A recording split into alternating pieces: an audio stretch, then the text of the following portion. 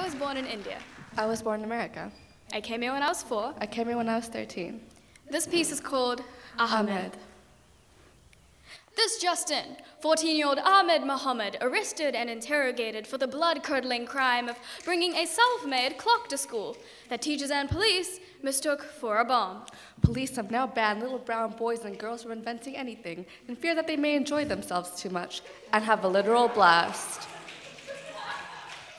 The punchline here is not a racial stereotype, but a community and a justice system which failed a young boy with a passion for science. Because they saw a Muslim before they saw an innovator. They saw the shades of his skin before the wonders of his intellect and his childlike grin. When you consider vanilla white Jamie Edwards, who with the help of his school became the youngest boy to build a nuclear fusion reactor, you realize color is a factor that closes many doors. But it opens the doors to discrimination. It opens the door to being cuffed a curry muncher, being shackled from your aspirations, because in a whitewashed world, brown stands out. Ahmed was let out of school, his race and religion ironclad evidence against him, while white society plays as judge, jury, and executioner. They'll force a 14-year-old kid to run the gauntlet of a police interrogation with a predestination due to racial predisposition. Which is why no bomb squad was alerted. No safe action taken. No evacuation was enforced. Ahmed was charged solely for the sake of humiliation, for the sake of being made to feel all the names he was called. And this happens everywhere.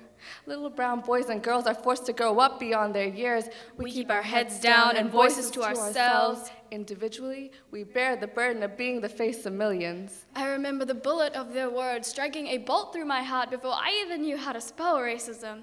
My first footstep on this battlefield was at the bare age of 6. When I was in 3rd grade, I felt the gunshot of insults into my chest before I could name them, let alone tame them. Cutting abuse leaves permanent bruises upon our hearts.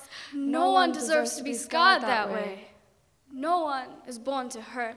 The prejudices of this world is not written in our genetic code, yet why do we go on teaching our children to retaliate when we should be preaching forgiveness and understanding? Whether you are brown or black or white, you are human. You were born to breed love, not to bleed hate. After 9/11, they spoke of the thousands mourning the dead, but nothing of the graveyard growing inside Muslims and Sikhs where they now bury their trust in others. Nothing of the aftershocks that crumble their faith. That tore entire communities apart. Destroyed livelihoods. Pit white against brown in a match white was always going to win.